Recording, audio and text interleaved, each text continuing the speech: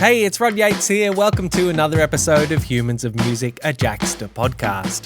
Each episode, I talk to a music creator or industry professional about their life and career, the ups and downs of their journey, and the lessons they've learned. And my guest for the next hour is artist, songwriter, and composer Isabella Summers, or as she's sometimes known, Isabella Machine Summers.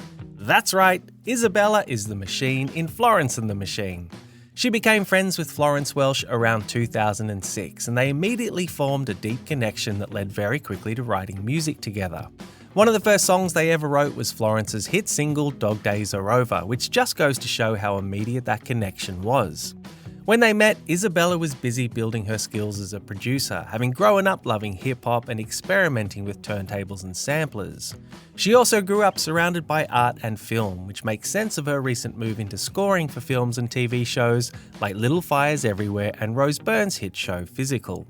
Isabella is also a songwriter, writing with artists like LP, Sam Sparro and Iggy Azalea. We talk about it all in this interview, from Isabella's upbringing in the UK to forming Florence and the Machine, from her songwriting to her move into film and TV scoring. But we start right back at the beginning with Isabella growing up in the London suburb of Hackney. You had a pretty early exposure to music. Is it true that your dad used to record mixtapes before you were even born and then you would hear them quite early on? Oh, he did. I just remember being about 2 foot tall and there being piles of books bigger than me and always records on. And he had this K9 radio. Do you remember K9 radios? No. They were like, they're like those old school huge radios that were like one big speaker from the 80s. Yep.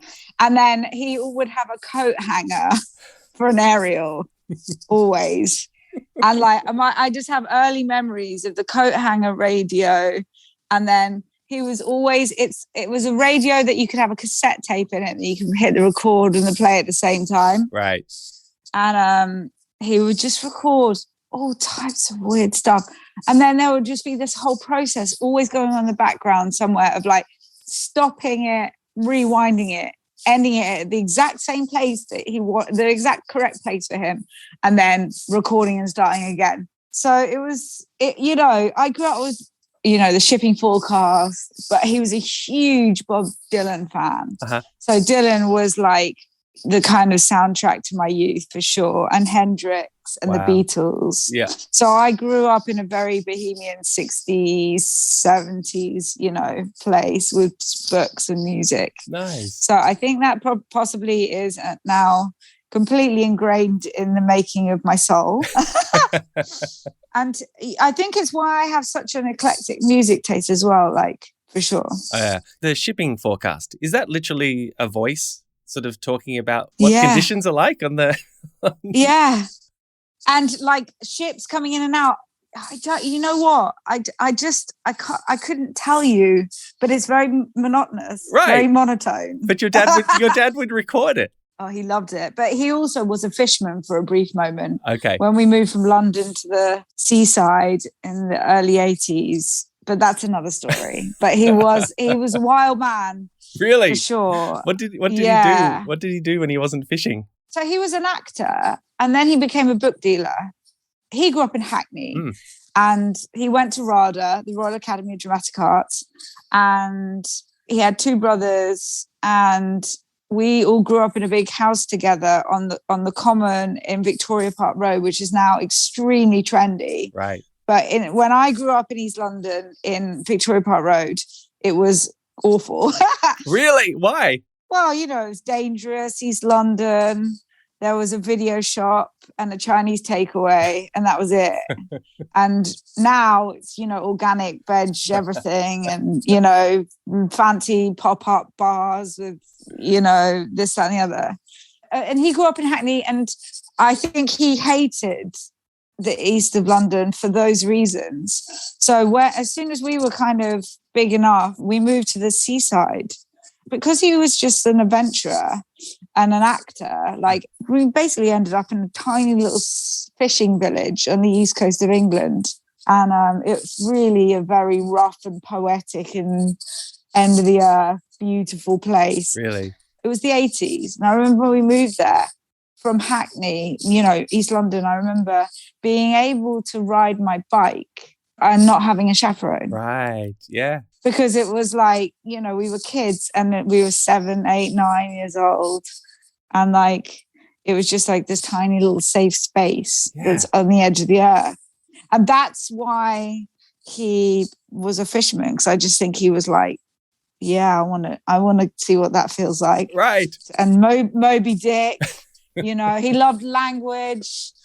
So I grew up, with all of this stuff, Shakespeare and poetry and lyrics of all the 60s beat poets and Ginsberg and all that stuff. And your mum was into it as well? Oh my God, yeah, of course. Otherwise, she married him when she was 17 or something crazy, or 18. Right. And he was 25 or something like that. He recently passed away, unfortunately. Oh, I'm sorry to hear that. Yeah, but his legacy lives on. Absolutely. It sure does. That seaside town you mentioned. It's so funny. Sorry, go on. Yeah, go on. No, you go. No, you go. You go. No, you go. That seaside town you mentioned is Aldeburgh. Is that how it's pronounced? Aldborough. Aldborough. Okay. That was the Australian pronunciation. Aldeburgh. Yeah. Aldeburgh.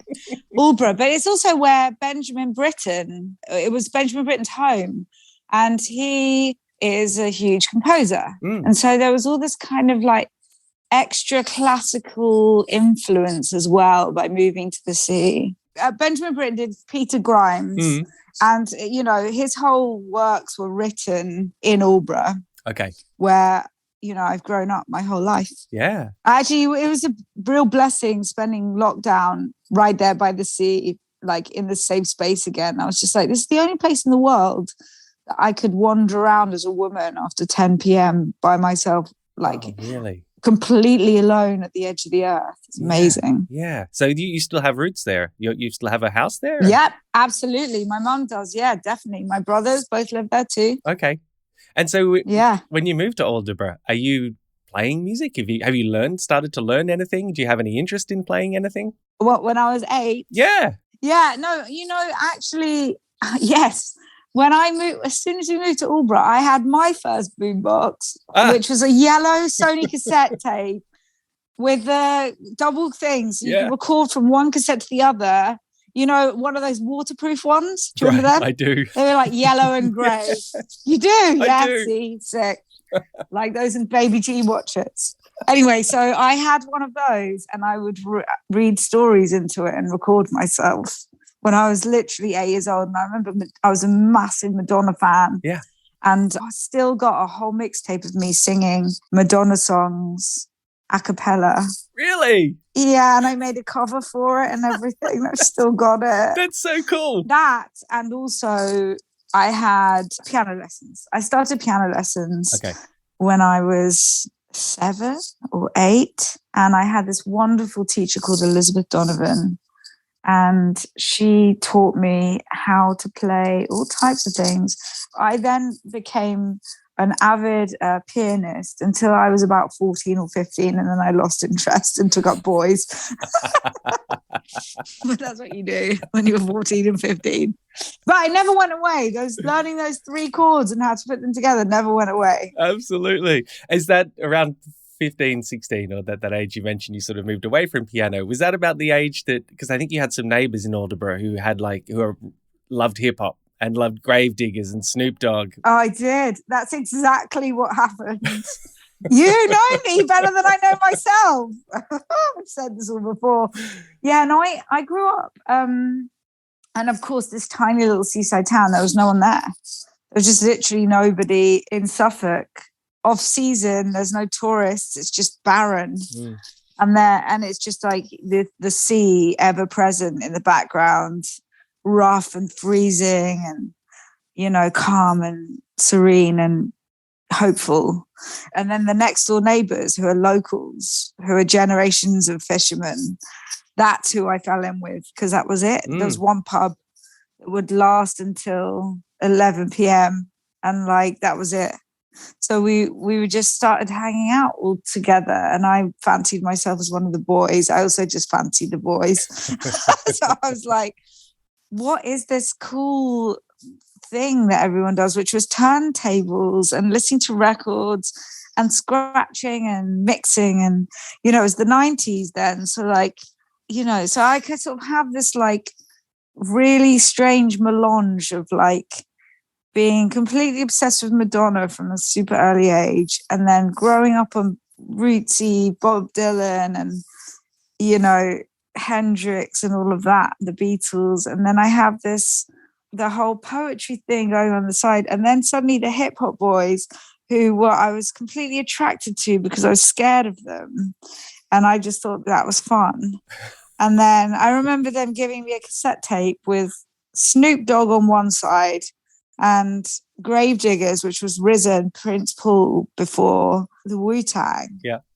And just having those two, and I remember the boys next door with their hoods up being like, just listen to this, whatever you do, just listen to this. And I was like, okay. and I did, and I learned every word. I still know every word, and they're still my favorite records of all time. Really? I still drive around in my car. Yeah, speaking of Australia, I just spent $26 on buying the Gravediggers, and it came shipped from Australia. Really? That one record. Yeah, because you can't get it. It doesn't exist online. Okay. And here's a fun fact. Tyler, the Creator, just put a record out called Call Me If You Get Lost. Mm. And he put a single out first before the album dropped called Lumberjack. And he samples the Gravediggers. Right. And I was like, that's the Gravediggers. I'm probably the only person, I'm definitely the only girl on the planet that knows that. So Tyler, if you're listening, that was a great shout. I then had to get the record because I was like, I need to listen to this in my car now. Thank you for bringing it back. And that's the beauty of rap music, is the recycling of it all. Sure. You know what I mean? I do. But also that's the beauty of scoring, because now I get to make the music that I always wanted to sample and never could in my wildest dreams, because you can't afford to unless you're Kanye. What do you mean? So you know what I mean? Yeah, so you just get to create that music, or do you get to? Yeah, okay. When you think about Busta Rhymes sampled, I feel like Busta Rhymes sampled Psycho, mm-hmm. the soundtrack, which was made by Bernard Herrmann. Like, so much rap comes from, you know, other compositions. Yeah. Famously. So yeah, now I get to be the originator, I suppose. That's it. That's very cool. It all comes around a big loop. Absolutely. So did you moved into turntablism, or you wanted to? I did. Yeah, they wouldn't let me play, so because I was the girl, and I was like, right, you can't tell me what I can't do. Yeah. So as soon as I think I might have not got decks until I was 18 or 19, but I bought a pair of Technics and a Vestax mixing desk. And I got really into scratching and mixing. I bought somebody's entire Jungle collection off eBay. And it was like, you know, Trouble on Vinyl, some really kind of dirty bass lines. Yeah. And then got really into beat matching and learning how to mix records, essentially. That's how that happened. And then from that, I was like, now I want to be a producer. And so I bought an MPC, which is a MIDI production center, which is exactly what RZA and Kanye swear by. Probably Tyler too. And just started making weird loops from the strange car boot sale records I was buying. So it's just like, you know, this whole kind of weird mixture of all this stuff. The inspiration coming from anywhere, essentially. And you're just learning by trial and error? Completely. Yeah, just knowing that I wanted to, by this point, I knew I wanted to be the best producer in the whole world. Wow. You know, I never went to school for it. It was the 90s. There was no school for it. School of hard knocks. So it's like, you know, whereas now I think you can go, a kid can go, I want to have that career path. Yeah. I want to be Madonna's career path. Mm-hmm. Whereas in the 90s, it was like, no, you just have to be it. Do you know what I mean? Yeah. But you were also doing that in a world where you grew up with those guys saying you can't touch the turntables. So presumably you had to, were you a field of one? It was definitely bravado. It was a bravado thing. It was like, you have to just kind of like stand up to the table and like, you know, just get into it. And I did actually get really good at it. And then I started recording, sampling things from records. It was so funny. I remember owning Apocalypse Now, the soundtrack, on vinyl. I mean, you still to this day can't get the Apocalypse Now score. It doesn't exist because they had such a hard time making that film, turns out, that Coppola himself ended up making a lot of the music. And it works so well in the movie. But I never had seen Apocalypse Now. So I grew up, I remember sampling Dennis Hopper and Marlon Brando and Martin Sheen. And I didn't know who it was, who was who. And I was sampling these guys into the MPC. And then only really recently, I went to see Apocalypse Now at the cinema. And I was like, oh my God, this whole time, 20 years later, I kid you not, I was like, that's Martin Sheen. Every minute I stay in this room, I get weaker. I'm just, so good. You got the cigarettes, and that's what I've been waiting for. I was like, that's Dennis Hopper. And I never knew it. So good. That's great. So you've moved back to London by this point? So 19, I was part-time in Suffolk and part-time in London. Okay. And I was working for a literary agent, working for my dad's agent for a bit. So going to see plays all the time at this point in central London, anything, everything. I'd go 5 nights a week to see whatever theatre was on for my job. And then trying to get into drama school. Sure. Never got into drama school. And then I got into art school to do a foundation at Central St. Martin's. And then I got into Central St. Martin's to do the BA Fine Honours in the fourth dimension. What's that? Which is, it's essentially film. Okay. But but at St. Martin's it goes fine art, the fourth dimension, time-based media. I studied that for 3 years. And that's when I was like, I just want to make horror films. Right. And I'm going to make the scores for these horror films. And Central St. Martin's was a bit more like a drop-in centre than it was an actual proper university. I was right there in central London, which I loved, on Charing Cross Road. And I was left to my own devices for those 3 years. And during that time, I had a studio set up in the spare bedroom, or essentially the cupboard of my student house. And I had my turntables and my MPC and all of these records. And I was starting to kind of want to set up a microphone and work with people however I could, and record voices essentially. And I didn't have the space for it in my student house. And that's when I met somebody who led me to a dirty punk rehearsal room in even further South London from where I was living, in a place called Crystal Palace. And it was where bands basically came and rehearsed. And my instinct was that I wanted to work with rappers. I wanted to be a hip hop producer.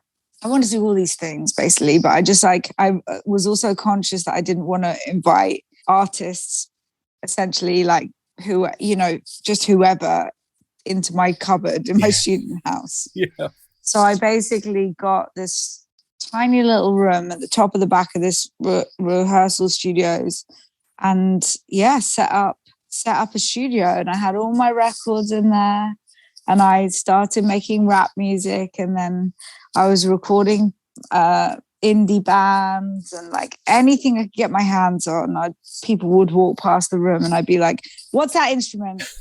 Come in here, let's see how it sounds.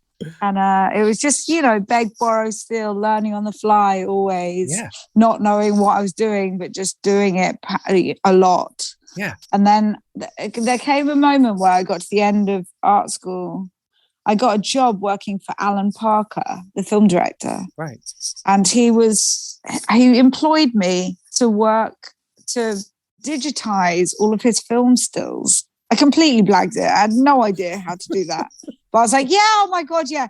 I was still kind of the time of, this would have been 2006. So it's just about the time of, the purple backed Apple Macs. Right. Do you remember the Apple I Macs do, with the yeah. different colors on the back? Yeah. That were really slow. And it was just me and him in the office. And he'd already won all his Oscars and his BAFTAs. And he had no interest in me and my hunger to learn everything and anything. And he sat in one room and I sat in the other. And he was amazing. He had a building in Knoll Street in Soho. And the lift would go up into his floor. It was super cool. And I was straight out of art school. And I sat just me and him. I didn't learn anything. I met his son who wrote Moon. Oh. That was fun. I remember meeting Zowie Bowie and his son who had written the movie Moon. Yeah. And that was about as entertaining as it got. Other than that, it was just me and Alan Parker who didn't really have anything to go on. It was just such a bizarre pairing. So I just sat there and I thought digitizing his film stills was going to take me 3 months. It took me 7. Really? And it was just really difficult. I think I took up smoking at that point. I just spent a lot of time on the balcony smoking cigarettes. I'm not a smoker.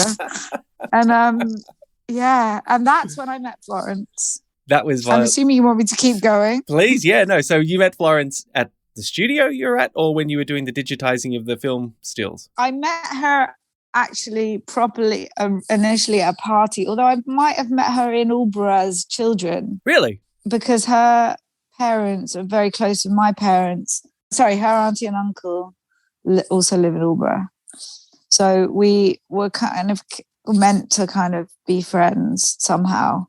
And then I was recording her boyfriend at the time in his band that were called The Ludes. Okay. And I was doing a remix for their band, and she came along one day and she'd been at a party all night. And I said, "Do you want to make a song?" She was like, "Sure, I haven't slept." And so we just I was like, "You're a singer. What, let's hear your voice." Yeah. And then she sat outside and she picked one of my weirdy beats, and then she sat outside and wrote a song. And then that was that. We became completely inseparable and did everything together. And learned the craft of songwriting, I suppose, in that moment, with just the two of us. And my everything ran on a double plug. So if I ran a kettle, if I boiled the kettle, the whole studio would short. And I'd be like, "Sorry, guys, just stop for a minute." And the neighbors, oh my God, the neighbors, Johnny next door hated the two loud girls next door, me and Flo, hated us banging the tom. I didn't have a drum kit because the room was too small, which is why we ended up having so much percussion, layering of everything. Yeah. That's how the sound was born. And I remember just I borrowed a tom from someone and we were banging a tom, and I remember Johnny knocking on the door and telling us to shut up. He knows now. He's still there. He doesn't tell me to shut up anymore, but I moved out. But yeah. So was that connection with Florence, was that immediate? Immediate. Yeah. Immediate. Yeah, absolutely. But I was digitizing film stills for Alan Parker at this moment. And so I was straight out of art school, and she would come and visit me at Alan Parker's office, getting the lift up into the building, just like us two scrappy girls, just like when Alan Parker wasn't in the office, just poking around his Oscars. It was quite funny. Was Dog Days the second song that you wrote? Dog Days hadn't come out yet. No, but it was I heard it was like the second song that you even wrote together. Is that true? Something like that. Yeah, it's exactly that. Yeah. That's incredible. We actually we minced around with a bunch of music before that. But yeah, Dog Days was the second song we ever wrote. The first song we ever wrote was Between Two Lungs. And that demo makes me cry. I'm just like, how the fuck? What were we doing? Yeah. Because it's just pure magic. Yeah. I don't even know. It's amazing. And you know what it was? It's because I didn't have any MIDI instruments, and that kills everything. I was doing everything through a microphone. Okay. And it just goes to show that having air in the sound of things is just so you can't beat that. After the break, Isabella talks about the early days of Florence and the Machine, her songwriting work, her move into scoring for film and TV, and much more. Welcome back to Humans of Music and my interview with Isabella Summers. We pick up the conversation talking about the early days of Florence and the Machine. The way that you came up with your sound, is it also a case of what was on offer? Because, you've been talking about Oh, completely. Right, so you just had to make do. Yeah, the whole thing is just like, what's that? Yeah, what's that? Let's use it. Yeah. What's that? Oh, it's a harp. Oh, I've been writing harp songs on my harp setting on my keyboard. Do you want to play the harp on this thing? Tom, the harp player, ends up being, I say to Flo, do you think we should ask Tom if he wants to come and be, in the band? Famously. I'll never forget. Because I had this keyboard, this demo keyboard that my legendary father gave me for Christmas. And it was like, it had speakers in it.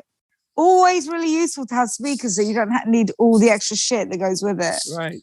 And then he was like, and this keyboard had loads of lovely sounds in it, strings and harps and celestes. And I was using all of these sounds, scrolling through on the actual analog keyboard. And then I was miking the keyboard up over the speakers. And that's why the piano that's why that song sounds sounded the way it did in the demos, because it was just all recorded in the room through a keyboard. Yeah. So I didn't know how to MIDI anything up. And actually now all I do is MIDI, and it doesn't I need to go back to, now I'm talking about it to you. I need to go back to these systems because they were priceless. Yeah. I still have that keyboard. Okay. What do you remember of Dog Days Are Over coming together? Hangovers. Fueled by alcohol and boys and hangovers and just like not knowing what we were doing. Just like trying really hard to figure out how we were going to make a song. I think maybe we made the ending first. Okay. And then trying to figure out how to piece it all together. This definitely the harp part came from the piano. Yeah. Ding, ding, ding, ding, ding, ding, ding, ding. And then the piano sounded nice with the harp. It sounded nice with her voice. It sounded nice with the strings. And then, the banging of the wall was the drum. It sounded, it's like, because we didn't have, if you put reverb on it, like that's basically what the drums were all the way through that first record. That's wild. And then I didn't know how to record anything properly, so I would, or like mix anything. So I'd record her and then put reverb on it because that's the only way I could get away with it being the distortion, because I turned it up so loud. Then I'd record another layer and then put reverb on that, so everything's reverb, and then also just stack the fuck up. And then I'd be like, now we can't hear the drums, we're gonna have to turn the drums up. Then I'd be like, now we can't hear the strings, now the vocals have got lost. And then it would just be this hot, and always driving back from the studio with burning things onto a CD so I could listen to them on repeat in my car on the way home. Nice. I still, so funny. I still do that sometimes. And It's good to like take it on the road. Yeah. Did you have the Machine nickname at that point? Yeah, that came right at the beginning. Florence Robot is a machine because I told her what to do. So she was the robot. And then the machine was really the NPC, or any of the things that I knew how to hit and move and do stuff with. She didn't have a clue. Florence Robot is a machine. That was the early name of the early incarnation. Yeah. Innocence. Yeah, absolutely. Just pure innocence and bliss. And could you hang on to that? I think I have. It's hard to not, on this level now of hungry Hollywood, it's hard not to be a professional, if that makes sense. It's hard to hold on to the innocence when you know so much, because you've been doing it for so long. I've been doing this for 20 years now, more or less. So it's, but you just like, it's just a constant evolution and like learning curve, I suppose. Now I'm like messing around with orchestras. What's that? How do we make that work? What's that thing we can hear that I really don't want to hear anymore? Oh, it's a bassoon. Can you turn that one off? And then I'm looking at my Pro Tools session and I'm hearing them talking in bars, and I'm like, bar 56, that's where the clarinet is. Yeah, take it out. Do you know what I mean? Yeah. It's really interesting, like now the level at which I've been pushing this. Yeah. But there is still innocence in that. So like, yeah, it's really, it's a lot of fun. And I don't think that there will be an end to the learning, is what I think. Yeah, no, absolutely. Last question about Florence before we get into your scoring work. Yeah. When Lungs takes off in 2009, given everything you just told me about the origins and that innocence of it and just trying shit when it works, when it actually starts to connect with an audience, do you remember what you and Florence would say to each other? Oh, God, it was so crazy. You know, it wasn't really about talking about stuff. We just connected on a sort of blood level, if I want to, It was much more deeper than that, like sisterhood. An understanding that you couldn't put into words of this thing that we were doing together that was just so amazing. And we both knew it, and it was just like, dragging each other along by the scruff of our necks, like, into whatever situation. Because then touring happened, and then we were like going to places like America for the first time. I remember going to LA when I was 27, 28, 29, it must have been. And I'd always ever dreamed of going to LA as an 18-year-old, 19-year-old, loving hip hop and loving the West Coast and the East Coast and understanding, all of that. So it was amazing to go to America and hear our song that we'd bang the walls playing on the radio. Yeah. In the cars. Just like a sort of weird, like, thing of like, I knew this was going to happen, backed with, what the fuck is going on? But you had a confidence. You knew it was going to happen. Did you think there was always? Really? Yeah, of course. I sampled a record in 2006 that says, I think I'm terrified of taking out over the world. It's the most horribly satisfying feeling. I have no idea what record it came from. And I put it on the beginning of a rap track that I still have.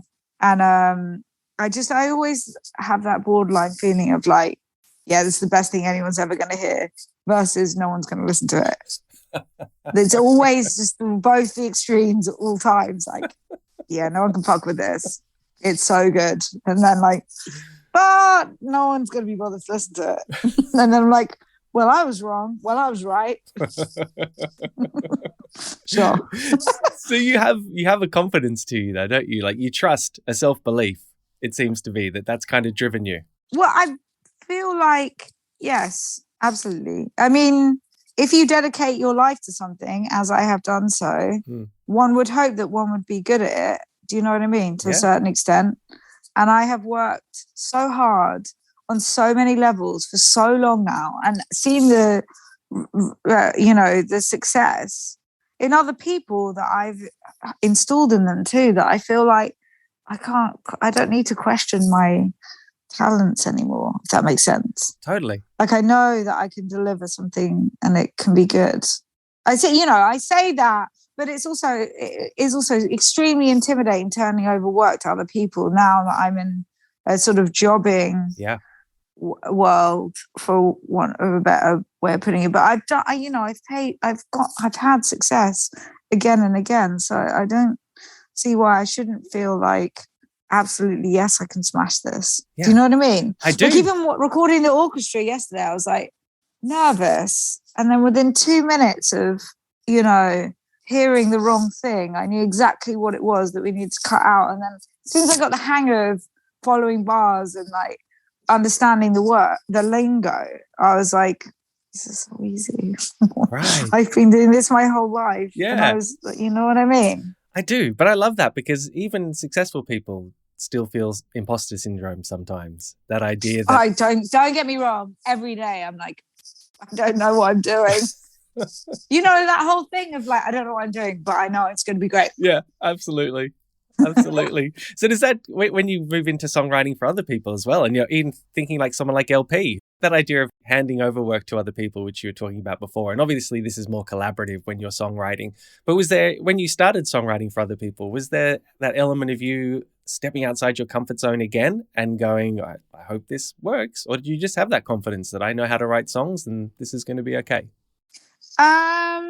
The second thing you said, Okay. for sure. Like, this is going to be okay. But that I remember doing the rounds whilst Florence and I were writing, recording, and on tour together for so long, that I would do these sessions that were set up by my manager that were essentially like with songwriters and up and coming 18-year-olds, and the 18-year-olds would always stay 18 and I'd get a year older.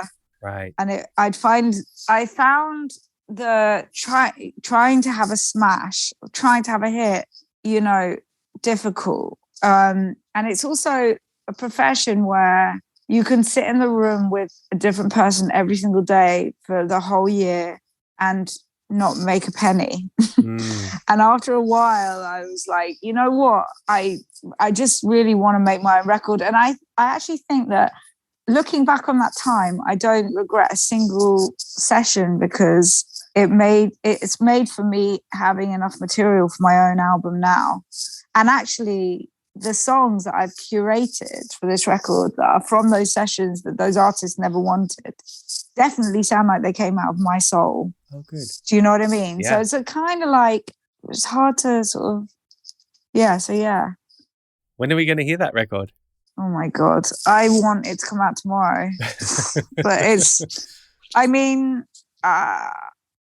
any minute now. Is it done? It's nearly finished. It's nearly finished. Yeah, it's so nearly finished. It's hard though, because, the music industry and I have a funny relationship. They say to me, we don't understand you. You're a producer. People don't care about producer records. But I'm so much more than that. I feel like I am a storyteller and an artist and all the rest of it, and a composer. So I have used my new skill in composing as the kind of like now the confidence for this body of work that is coming together. It's interesting, whereas now the Hollywood is saying, yes, we'll have your skills, big yes, we'll pay you for it, we love it. And then the music industry's like, why are you bothering making a record? I'm Really? like, really? No one wants to support me. Are you listening, music industry? I hate you. Yeah, thanks for nothing. That's kind of wild. That's. I mean, how do you? But I quite like it. I like it. It just makes me. It's more fuel to the fire. I'm like, well, whatever. Yeah. And do you know what? It's the exact same thing of like, it's going to be the best thing that anyone hears, and maybe no one will listen to it. You're not tempted to just, turn your back on the music industry. Keep like Hollywood's accepting. Done. Yeah. Yeah, I have done. Yeah. You just make the record. But but the music industry, the only person that I need to worry about in the music industry at the moment is my lawyer. That's it. I've got his support. Fuck the rest of them.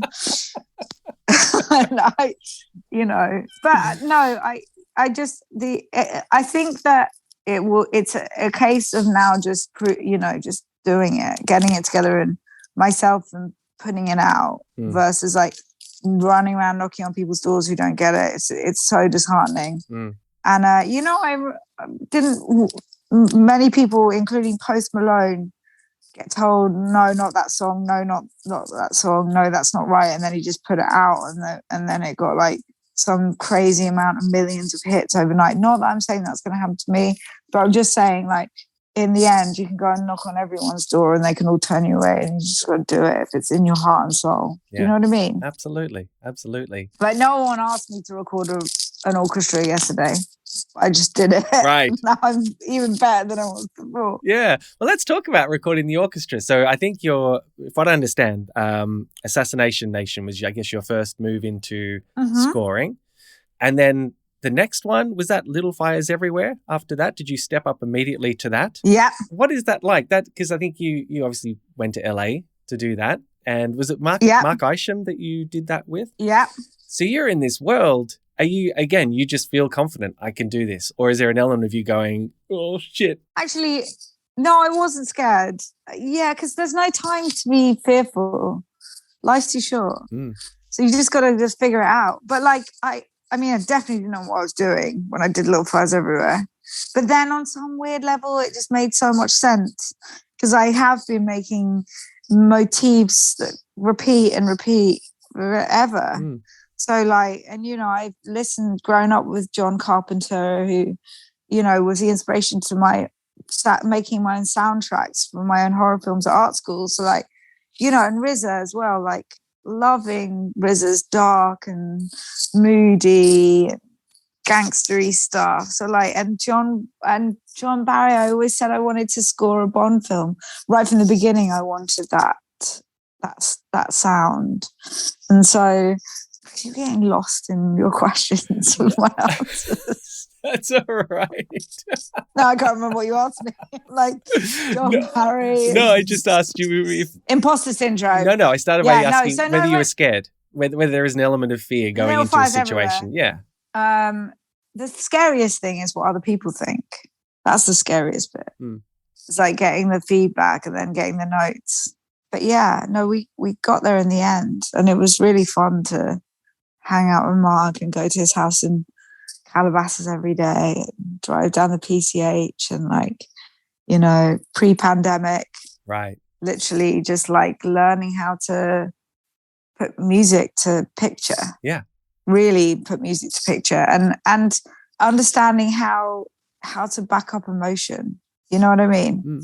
And that's something I've been doing again my whole life. So yeah, it was just kind of second nature, really. So what's the key then? Like, there's obviously an art to this.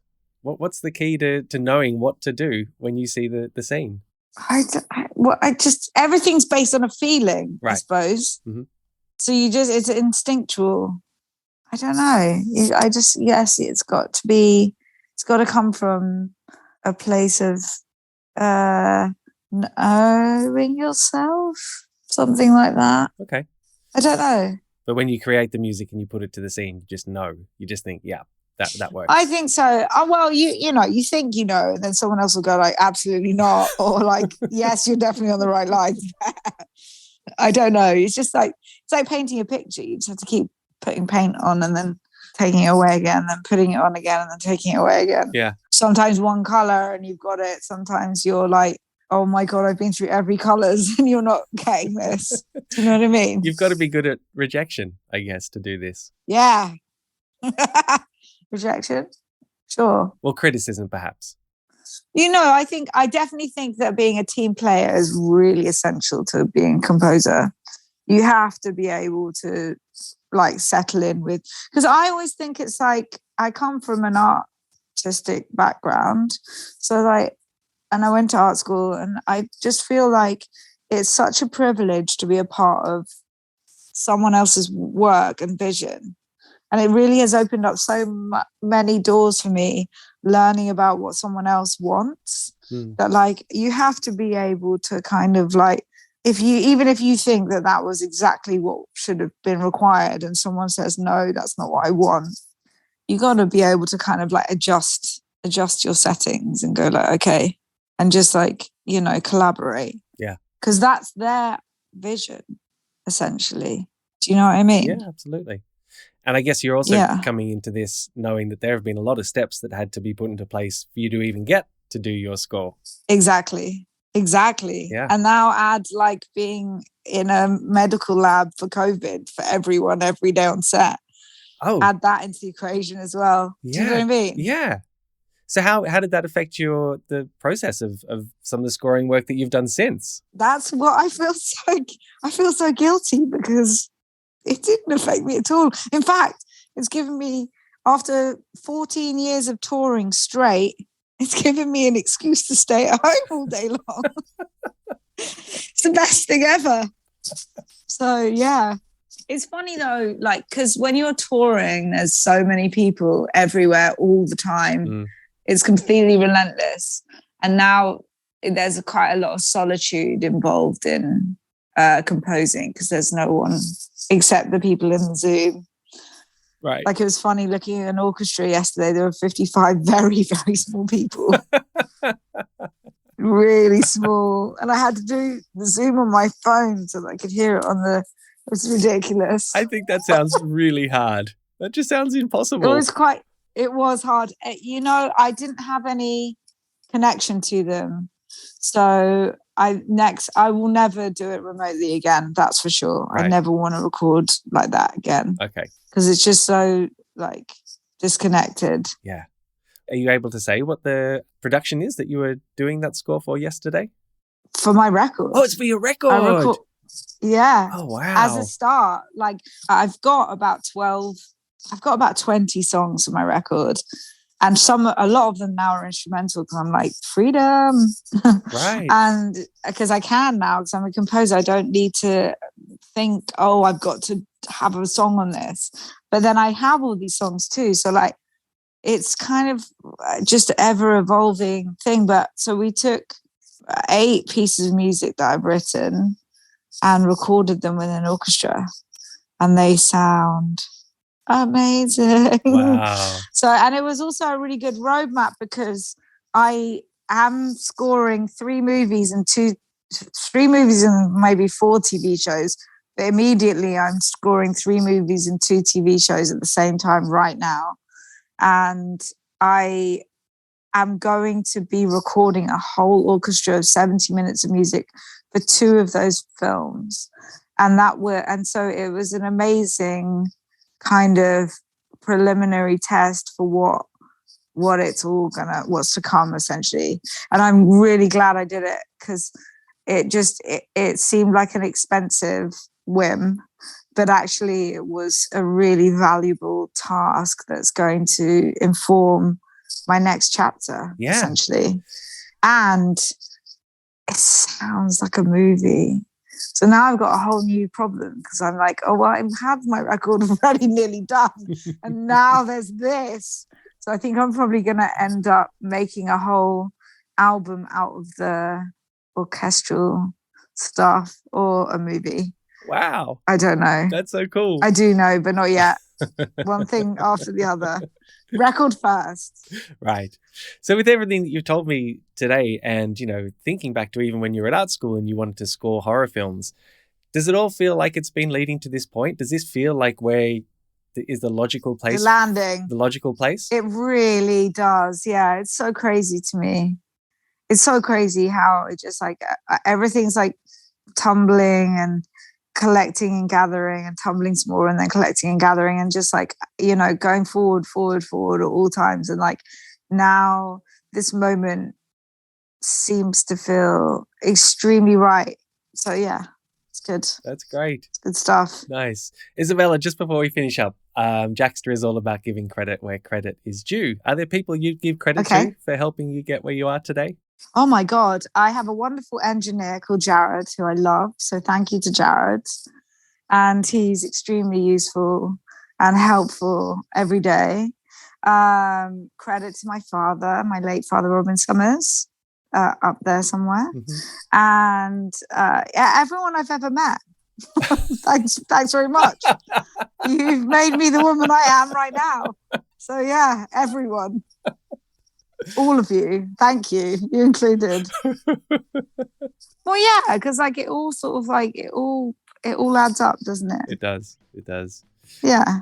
Hey, thank you so much for your time, Isabella. It was so great to chat with you. Thank you. I'm sorry about the other day, and I'm really grateful we got to do it. And thank you for indulging me. Oh, my pleasure. Fun. I appreciate your time so much. Thank you. And that's it for another episode of Humans of Music. A big thanks to Isabella for her time, and thank you for listening.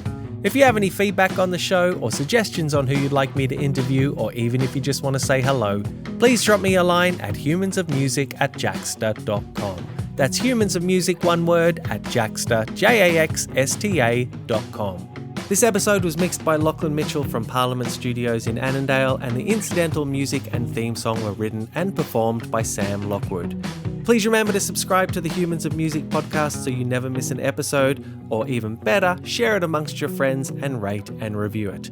And remember, next time you need to know who wrote a song, who produced a song, who engineered it, who played on it, who sang on it, who did anything on it, head to jaxsta.com for all your official music credit information. Until the next episode of Humans of Music, I'm Rod Yates. Thanks for listening.